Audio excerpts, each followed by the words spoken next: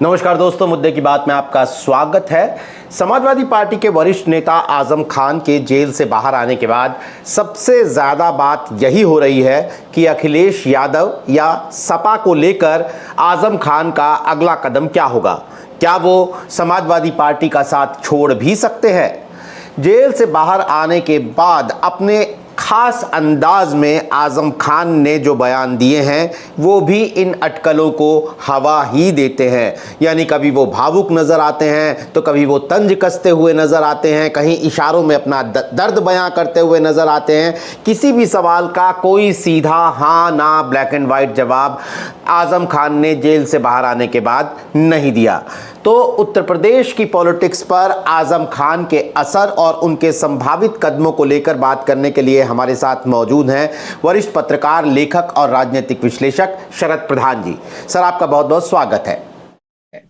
नमस्कार। सबसे पहला तो बुनियादी सवाल है जो सब लोग पूछ रहे हैं, क्या समाजवादी पार्टी का साथ छोड़ देंगे आजम खान? देखिए, ये अटकलें उस दिन से लगाई जब जैसे ही वो जेल से छूटने वाले थे, एक दिन पहले से शुरू हो गया था ये। और उसको हवा इस वजह से दी गई है, मिली है, क्योंकि कुछ हाल में ऐसे डेवलपमेंट हुए जो ये बताया जाता है, कहां तक ये कंफर्म्ड इंफॉर्मेशन नहीं है, लेकिन बड़े ऑथेंटिक सोर्सेज से बताया गया कि मायावती से मुलाकात हुई कुछ टाइम पहले आजम खान साहब की पत्नी की, और दिल्ली में उसको लेकर के उसके बाद बताया जाता है, तब से ये बात शुरू हो गई कि क्या, वरना तो और कोई वजह नहीं है। और वो भी मायावती के पास जाने इसलिए मुझे इस पे थोड़ा शक होने लगा है कि अगर ये मायावती वाली बात सही होती है और ये वहां जाते हैं फाइनली, तो इसका माने तो बिल्कुल साफ है कि ये खेल बीजेपी क्या किया गया। क्योंकि बीजेपी हमेशा से मायावती, देखिए मायावती टोटली उनके कंट्रोल में है। उसका तमाम वजह है, सबसे बड़ी वजह है बहुत सारी दौलत, और प्रॉब्लम ईडी और सीबीआई की तलवार लटका करके फिर आदमी से कुछ भी करा लिया था। और वही वजह है कि आज बहुजन समाज पार्टी जो है अर्श से फर्श पे आ चुकी है। और ऐसे में मायावती को कन्विंस करना बड़ा आसान होगा बीजेपी वालों के लिए कि भाई देखिए, आजम खान आपके आएंगे तो आपकी पार्टी को बूस्ट मिलेगा। और ये मतलब ये सोच रहती ना, क्योंकि आजम खान एक प्रोमिनेंट मुस्लिम फेस रहे हैं समाजवादी पार्टी के। और ऐसे में अगर उनकी वाइफ को कुछ इस तरह की एश्योरेंस दे दी गई होगी कि इसके बाद, आपको मालूम है किस तरह आजम खान के साथ नाइंसाफी हुई है, जुल्म हुआ है, 111 केसेस, और उसमें साइकिल चोरी और मुर्गी चोरी और किताब चोरी तक की रिपोर्ट्स हैं। उसको लेकर के योगी आदित्यनाथ ने जिस तरह से उन्हें हाउंड किया है बराबर, और नतीजा ये हुआ कि इस तरीके के केसेस करके, मेरे ख्याल बड़ा रेयर होता होगा, बड़े बड़े क्रिमिनल्स के खिलाफ भी इतने केस नहीं होते हैं। और 2 साल लगभग 23 महीने जेल में उन्हें काटने पड़े। तो तकलीफ तो उठाई है, और बहुत उन्हें आजम खान को बड़ी शिकायतें भी रही कि कोई अखिलेश यादव के से उनको लगा कि कुछ अखिलेश यादव ने वो तवज्जो नहीं दी जो उनको देनी चाहिए थी, जो बड़ी डिबेटेबल बात है। उसमें कितना सच है कितना गलत है। लेकिन ये जरूर हमें याद है कि एक दफे आजम खान को अखिलेश यादव जाना चाहते थे, मिलने जाना चाहते थे, तो आजम खान ने मना कर दिया मिलने से। और अलावा उसके बाद फिर उन्हें कोशिश करी, अलग बात है। क्या जब जेल में थे आजम खान या जेल में थे? जब जेल में थे तो ये काफी खबर आई थी कि उन्होंने, अखिलेश यादव ने कोई मैसेज भेजा था तो उन्होंने मना कर दिया था।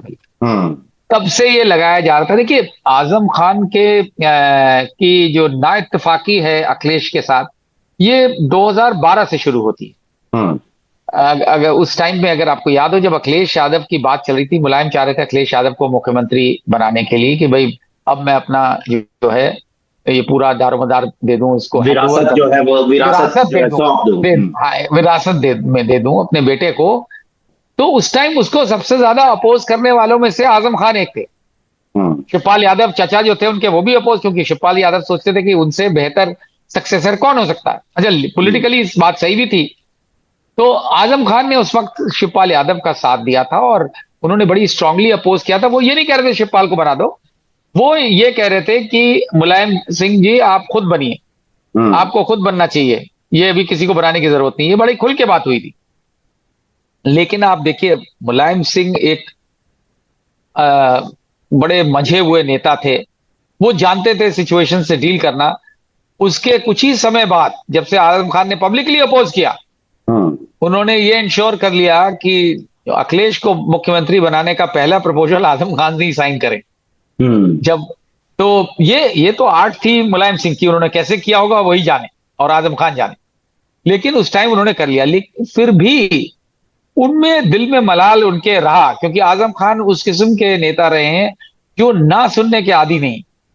उन्होंने ठीक है फाउंडर रहे हैं समाजवादी पार्टी के मुलायम सिंह के साथ, और बड़ी जद्दोजहद करी है उन्होंने वहां पहुंचने के लिए, उस पोजीशन पे पहुंचने के लिए। और ये उससे पहले अलीगढ़ मुस्लिम यूनिवर्सिटी के यूनियन लीडर रहे, स्टूडेंट यूनियन, तगड़े यूनियन लीडर रहे, और फिर यहाँ आकर के। लेकिन आजम खान में एक चीज जो है, बहुत सी क्वालिटीज हैं, कुछ कमियां होती हैं जैसे हर एक इंसान में होती हैं। एरोगेंस बहुत रही। हम्म तो उन्हें ये चीज बर्दाश्त नहीं थी कि उनका कोई सजेशन टर्न डाउन कर दिया जाए। जी और जो अखिलेश के साथ हुआ, तो मुझे लगता है कि वो मलाल उनके हमेशा से रहा। और मुलायम सिंह के ना रहने के बाद जाहिर है वो चीज, और उस दौरान ये क्योंकि जेल चले गए। अब इस चीज में अखिलेश की मुझे लगता है ये ठीक है, कमी रही होगी अखिलेश की तरफ से भी, लेकिन आजम खान की भी प्रॉब्लम ये है कि वो इजीली कॉम्प्रोमाइज नहीं करते हैं। हम्म अगर वो मना नहीं करते तो शायद वो मिल भी लेते। लेकिन हम्म उसके बाद भी अखिलेश में भी ये कमी है कि जब आजम खान जब जेल से छूटे, अगर तो मुलायम सिंह लेने के होते लिए तो जाते रिसीव करने। हम्म मुलायम सिंह वो एक बहुत बड़ा मैसेज जाता उससे। तो अखिलेश यादव में भी एक इमेच्योरिटी की कमी है, और आजम खान में एरोगेंस की कमी। सर यहाँ से जी जी दोनों चीज़ों पर मैं सवाल लेना चाहूँगा, सप्लीमेंट्री सवाल। लेकिन पहला सवाल वही कि जो आपने एरोगेंस की बात कही, पहले तो मैं अपने दर्शकों को ये बता दूं कि जैसा शरद प्रधान जी ने कहा कि ये मुलाकात की जो बात है मायावती की और तंजीन फातिमा की, वो कंफर्म सोर्सेज से नहीं है, क्योंकि कुछ लोग ये भी कह रहे हैं कि तीन महीने से तो वो दिल्ली गई ही नहीं है। लेकिन अगर बीएसपी में आजम खान के जाने की बात होती है, तो जैसा आपने भी कहा कि उन्हें अपने सजेशंस को मना सुनने की आदत नहीं है, और बीएसपी तो ऐसी जगह है जहां मायावती के अलावा कोई फोर फ्रंट पे होता नहीं है। तो यहां पे एक विरोधाभास आता है, कि कैसे वो, अगर यहां साइडलाइन होने का उन्हें गम है, तो वहां कैसे मेन स्ट्रीम में आ जाएंगे। बिल्कुल सही आपने कहा, नामुमकिन है वहां तो। ये तभी मैं कह रहा हूं कि अगर ऐसा होता है तो उसके पीछे केवल बीजेपी हो सकती है, क्योंकि बीजेपी का ये मकसद, भाई बीजेपी मायावती को जिस तरह चाहे मोल्ड कर सकती है। पिछले भी हम लोगों ने देखा है, पिछले कई चुनाव, 2 चुनाव में कम से कम, कि किस तरीके से मायावती को मैनिपुलेट कर लेते हैं। और मायावती के आप भाषण देखिए, उनके स्टेटमेंट्स देखिए, उनके ट्वीट्स देखिए, वो हमेशा डायरेक्टेड रहते हैं कांग्रेस और समाजवादी पार्टी के खिलाफ ज्यादा बनस्पत बीजेपी के। उससे बड़ा क्लियर हो चुका है कि दो ऐसे नेता हैं, एक ओवैसी और एक मायावती, जो इनडायरेक्टली बीजेपी को बेनिफिट पहुंचाते हैं। ये पूरा गेम है।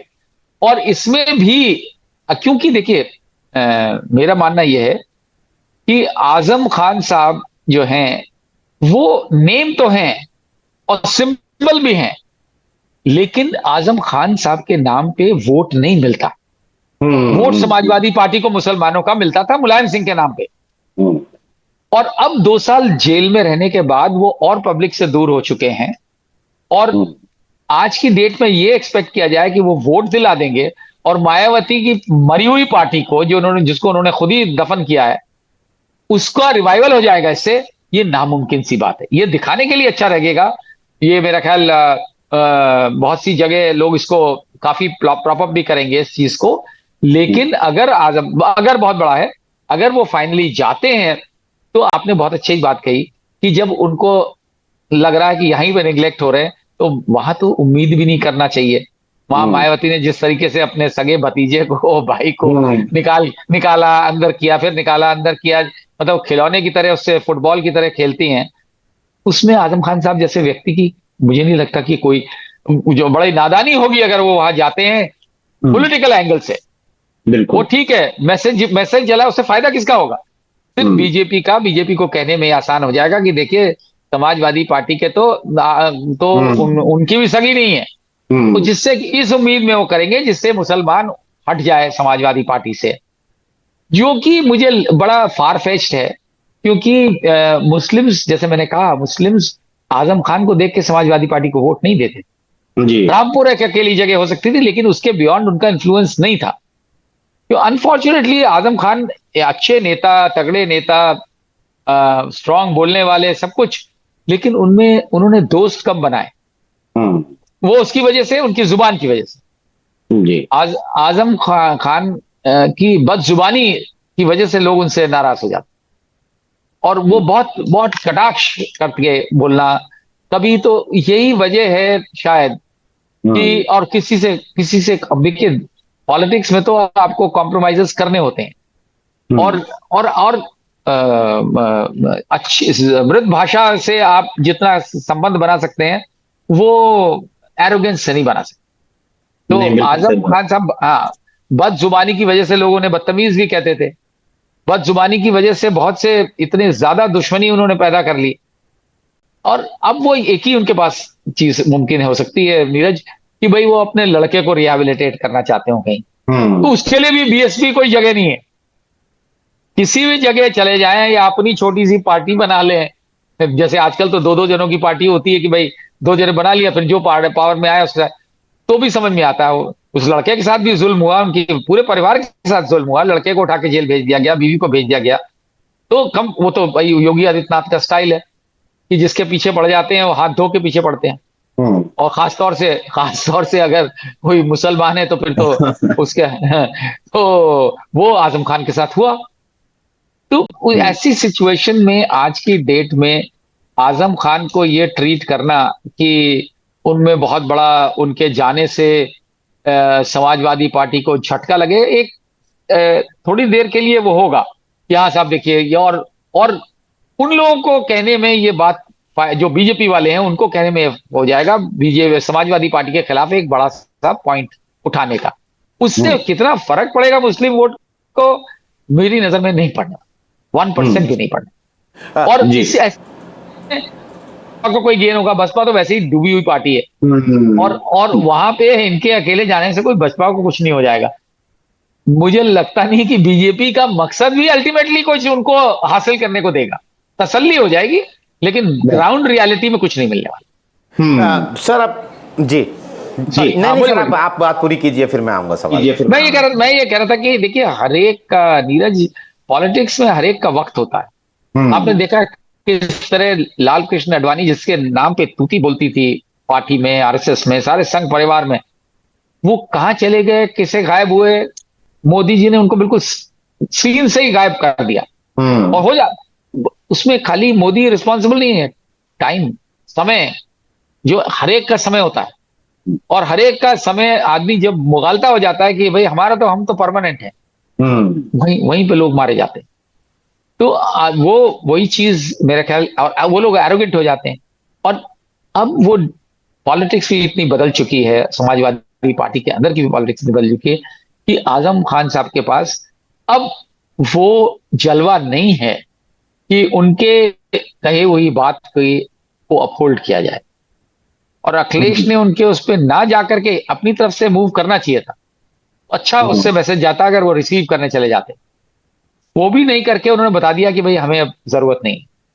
तो ऐसी सिचुएशन में किसका इससे फायदा होगा? आजम खान, आप देखेंगे जब तक, अभी ये इसलिए उठाया गया क्योंकि लोग, बीजेपी इसी सोच में है कि इसके जरिए से तीर जो है लगाया जाए निशाने पे, और निशाना अखिलेश यादव है, क्योंकि अगले इलेक्शन में वही है मेन। आपने जो परमानेंट वाली बात कही तो मुझे एक शेर याद आ गया सर, वो एक बड़ा मशहूर शेर है हबीब जालिब का, कि तुमसे पहले वो जो एक शख्स यहाँ तख्ता नशी था, उसे भी अपने खुदा होने पे इतना ही यकीन था। तो क्या जो खुदा डिक्लेयर करने की कोशिश करता है, तो ये देखिए भाई, अब मेरा ख्याल आजम खान साहब को भी अभी एहसास होता होगा इस बात का।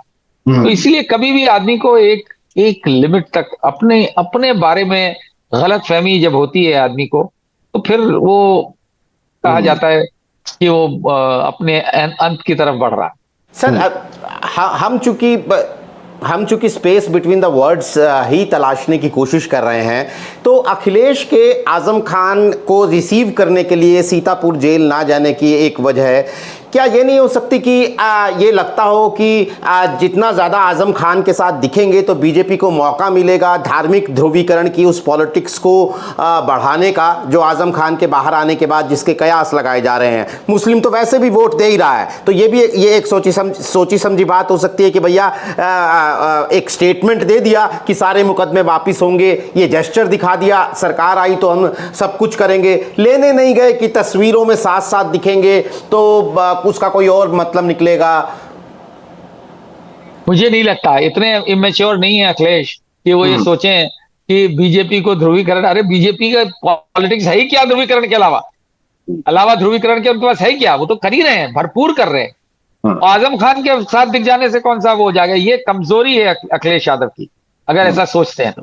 मुझे नहीं लगता है कोई भी पॉलिटिकली मैच्योर आदमी इस तरह से सोचेगा। उससे पार्टी में भी अच्छा मैसेज जाता और जनरल एक मैसेज अच्छा जाता, और फिर आजम खान 100 बार सोचते अगर कहीं बाहर से भी उनको ऑफर मिलता कि आ जाओ। और जो भी ऑफर उनको दे रहा है वो सिर्फ एक मैसेजिंग के लिए दे रहा है, उनके आने से ना आने से कोई फर्क नहीं पड़ने वाला। उनका दौर खत्म हो चुका है राजनीति का। और अपने लड़के के लिए उनके लिए मैच्योरिटी यही थी कि वो यही रहें। और इन सब अब लेकिन उनकी बातों से ऐसा लग नहीं रहा। आपने बिल्कुल सही ऑब्जर्व किया कि जो उनसे कल जब जेल से छूटे थे, तमाम मीडिया वाले कैमरा ले लेकर के उनके पास पहुंच रहे थे और बार बार पूछ रहे थे। उन्होंने कभी ये नहीं कहा, नहीं तो अगर आदमी अगर तय कर चुका है तो सीधे बोल सकता है कि नहीं भाई हम रहेंगे समाजवादी पार्टी में ही रहेंगे, बस खत्म। तो उन्होंने ये ना कह करके ये जाइए उनसे पूछिए जो लोग ये अटकलें लगा रहे हैं, और कुछ घुमा फिरा के जवाब देना। हालांकि आजम साहब का और उनका स्टाइल तंज कसने का तो है, लेकिन साफ बात भी करते हैं। लेकिन अब टाइम जो बताया मैंने आपको, 2 साल के जेल, उसमें जेल में तरह तरह की प्रताड़ना उनके साथ होना, पूरे परिवार के साथ होना, उनका तो ऐसा आदमी, ये भी बात सही है कि वो भी एक ट्रॉमेटिक स्टेज से गुजर रहे होंगे, अभी छूटे हैं जेल से। तो और लेकिन उनकी उसमें भी अगर उनका कहीं पे भी कोई डाउट कहीं ना कहीं दिखता है कि कहाँ रहेंगे वाली बात पे आपने सही सवाल उठाया है। क्योंकि नहीं तो वो साफ लफ्जों में कह देते कि भाई नहीं ठीक है हम रहेंगे, वरना उनको जरूरत ही नहीं थी। कोई ये ना कहे कि हम बसपा में नहीं जाएंगे, ये कह सकते थे हम वहीं रहेंगे जहां हैं, अब इतने साल इसी पार्टी के साथ हमेशा जुड़े रहे। इसलिए जरा बात क्यों इस तरीके का माहौल बनाया जा रहा है समझ नहीं आता। आपने जो बार बार ये बात कही कि उनका वक्त खत्म हो चुका है, तो वैसे भी 2024 के चुनाव से पहले भी ये बात उठी, ये खबरें आती हैं कि अखिलेश यादव जो हैं वो मुस्लिम समुदाय को नज़रअंदाज कर रहे हैं, बुलडोज़र नीति पर नहीं बोलते हैं, मुकदमे होते हैं तो आंदोलन खड़ा नहीं करते हैं। लेकिन 2024 के नतीजों ने तो ये साफ दिखा दिया कि आजम खान के साथ मुस्लिम सेंटिमेंट वाली कोई बात नहीं है, क्योंकि मुस्लिम वोटर ने तो एक मुश्त अखिलेश यादव को वोट दिया इन तमाम बातों के बावजूद, आजम खान के जेल में होने के बावजूद। तो यहां पर शायद अखिलेश यादव को यह क्लैरिटी आ गई। मैं बिल्कुल तस्वीर का दूसरा रुख कर रहा हूं, जो बात मैंने पहले कही थी कि अखिलेश यादव को यह क्लैरिटी भी आ गई है कि ये मुस्लिम सेंटीमेंट वाली बात अब आजम खान के साथ नहीं बची है। ये तो बड़ी बात क्लियर, मैंने शुरू में ये कहा ना कि वोट मुसलमानों का आजम खान के चेहरे पे नहीं मिलता था, वो मुलायम सिंह के यादव के नाम पे मिलता था। आजम खान एक खाली सिंबल रहे हैं, म्यूजिक मुस्लिम फेस रहे हैं ऑफ समाजवादी पार्टी, बट उनके नाम पे मुसलमान उन्हें पार्टी को सपोर्ट करेंगे ऐसा कभी नहीं हुआ, पहले भी नहीं हुआ। और ये चीज का एहसास होगा अखिलेश को। लेकिन उनको पॉलिटिक्स में कभी कभी जो जेस्चर्स होते हैं वो मैटर करते हैं। वो इनको साइलेंस कर सकते थे अगर वो चले, जो मैं बात कह रहा हूं कि अगर वो चले गए होते तो आजम खान को 100 दफे सोचना पड़ता, दिमाग में ये जहन में भी नहीं आती ये बात कि मैं जाऊं कि ना जाऊं। फिर हो जाता कि फिर वो उनके खिलाफ जाते, मुसलमान और खिलाफ हो जाते। तो क्योंकि आजम खान के इन्होंने बहुत बात सुनी अखिलेश ने, आपको याद होगा कपिल सिब्बल को जो टिकट दिया राज्यसभा का, कोई सूरत से उनको नहीं मिलने वाला था, तो कांग्रेस ही रहे। उनको आजम खान के कहने पे दिया, बिकॉज आजम खान उनका केस लड़ रहे थे, फ्री में लड़ रहे थे, उनको बेल भी दिलवाई उन्होंने अल्टीमेटली। तो इसी तरीके से आपको याद होगा वो कौन सी जगह रामपुर में ही जो कैंडिडेट खड़ा किया, तो उनकी जिद पे खड़ा किया आजम खान और हारा वो हारा। जी बिल्कुल। और एसटी हसन को देना चाह, एसटी हसन को, और आजम खान ने वो क्या नाम था, अवीरा या क्या नाम था, मबीदुल्लाह, उसको दिलवाया। जी जी जी जी। वो हार गए तो हारे। हाँ। तो ऐसा नहीं है, ये बात आपकी, ये बात इसीलिए मुझे लगता है कि अखिलेश को लगा होगा कि भाई हम कितना झुके, क्या क्या करें। तो इसमें आजम साहब वहां जाके अपना नुकसान करेंगे और कोई फायदा नहीं। और बीजेपी का भी कोई भला नहीं होगा, अगर बीजेपी इसके पीछे है तो उसका भी कोई भला नहीं। खबरें बनेंगी, थोड़े दिन तक खबरें बनेंगी। एक बात और सर, चंद्रशेखर को लेकर भी चूंकि सुगबुगाहटें और बातें हो रही है। चंद्रशेखर मिलने गए थे आजम खान से जेल में, अब्दुल्ला आजम और परिवार के साथ भी उन्होंने मुलाकात की, और चंद्रशेखर की निजी पॉलिटिक्स भी ये कहती है कि वो अपना आधार जो है वो मुस्लिम वोटरों की तरफ बढ़ाना चाहते हैं, खासतौर पर पश्चिमी यूपी के कॉम्बिनेशन को देखते हुए। क्या चंद्रशेखर के साथ आपको कोई मुफीद गठबंधन लगता है कि अगर क्या वो एक जगह हो सकती है आजम खान के लिए अगर वो कहीं जा रहे हैं तो? अपने बेटे के नजरिए से अगर वो सोच रहे हैं तो मेरा ख्याल वो ज्यादा मुफीद होगी बजाय मायावती की पार्टी में जाने के। वहां उनकी एक हैसियत रहेगी, चंद्रशेखर रिलायबल आदमी भी है और चंद्रशेखर अभी ग्रो कर रहे हैं, उनको भी, उनके लिए आजम खान एसेट हो सकते हैं, उनका बेटा भी एसेट हो सकता है। मायावती के लिए ना तो उनका कोई भला होना है ना नुकसान होना है, यूजलेस वेस्ट ऑफ अपनी एनर्जी वेस्ट कर रही है। तो आज बिल्कुल सही बात है आपकी, ये चंद्रशेखर वाला फैक्टर हो सकता है। बिकॉज आजम खान के लिए सोचना कि कोई अपनी पार्टी बना लेंगे वो मेरा ख्याल मुमकिन नहीं है। उसके लिए तमाम दौलत चाहिए, कोई फाइनेंसर चाहिए उनके पास। मेरे ख्याल अब 2 साल जेल रहने के बाद तो और भी कोई नहीं होगा। और अपने करियर में वो बद दिमाग तो रहे हैं, बद जुबान भी रहे हैं, लेकिन वो उनकी ये बदनामी कभी नहीं रही कि वो बेईमान है। तो इसलिए उनके पास इस किस्म की दौलत भी नहीं होगी आजम खान के पास। इस ऐसी सूरत में चंद्रशेखर के साथ जुड़ना चंद्रशेखर के लिए भी फायदेमंद हो सकता है और इनके लिए भी, बेटे के, अपने बेटे की पॉलिटिक्स को बढ़ाने के लिए भी। एक सवाल और सर, कि अखिलेश यादव ने पिछले काफ़ी वक्त से 2024 के चुनाव से भी बहुत पहले से अपने पीडीए के हथियार को जो धार दी है, जिसका नतीजा भी 2024 के इलेक्शन में दिखा। क्या आजम खान के सियासी रिंग में दोबारा उतरने के बाद उस मुहिम पर कोई असर पड़ता है क्या? मेरा सीधा सवाल यह है कि जाति का जो नैरेटिव बनाने में कामयाब हुआ है अखिलेश यादव और इंडिया गठबंधन की जोड़ी, वो उसके ऊपर धार्मिक ध्रुवीकरण का नैरेटिव दोबारा हावी हो सकता है क्या?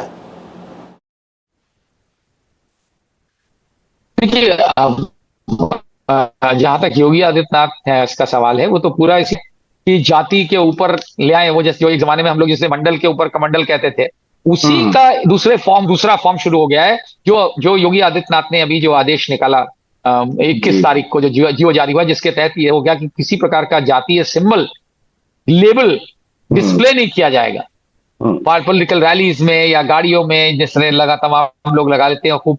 जबकि सारे ये समाज, हमारा भारत का समाज इस तरीके का है जहां जाति डोमिनेट करती है। और योगी आदित्यनाथ खुद बड़ी शान से कह चुके हैं एक टाइम पे, शायद वो भूल गए, कि मुझे गर्व है कि मैं राजपूत हूं। मोदी जी भी कभी कतराए नहीं है अपनी जाति का बखार करने में और बताने में, उसके जरिए वोट लेने में।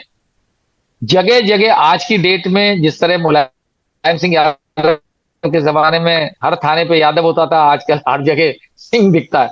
तो ये जो है, ये ऐसी चीज है जिसका प्रैक्टिकल ग्राउंड पे इम्पैक्ट क्या होगा, ये तो आने वाला समय बताएगा। पब्लिक इससे इंप्रेस नहीं है, खाली सवर्ण हो सकते हैं इंप्रेस इससे, लेकिन पिछड़े और दलित जो हैं वो इससे नाराज हैं, जो कि दिख रहा है।